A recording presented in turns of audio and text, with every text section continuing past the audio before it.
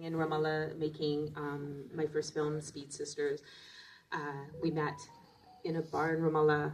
She was with a bunch of Palestinian friends and came up and I don't know, I'm not even sure that's how we met. We just have always known each other, it feels like, but it's a good story though. It's a good story. So we just continue to tell that one. But yeah, we've known each other for a long time. I didn't just meet her in some seedy bar somewhere. I went, that is a person I want to make a film about. But and then over the years, after I made Speed Sisters, I left. I moved to the U.S. I was living in Brooklyn, and it was like sort of watching what Noam was doing on social media. And when I knew her, she was working in the Middle East. She was working at the UN, and then all of a sudden she was like making fun of MBS and like and a comedy festival in the UK. And I was just like, what is she doing? And then she was she came to Harvard.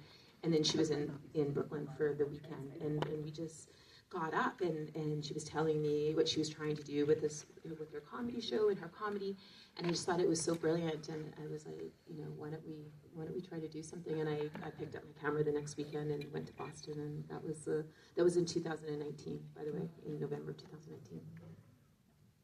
The last moments of our previous lives, November 2019. No, but it was an amazing moment.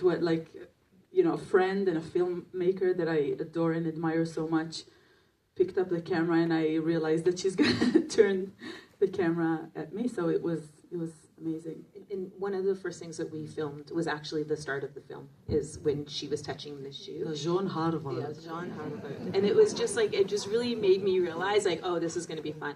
Like there was like such like fun energy between. That was the only fun we had. Then there was COVID and everything went to hell.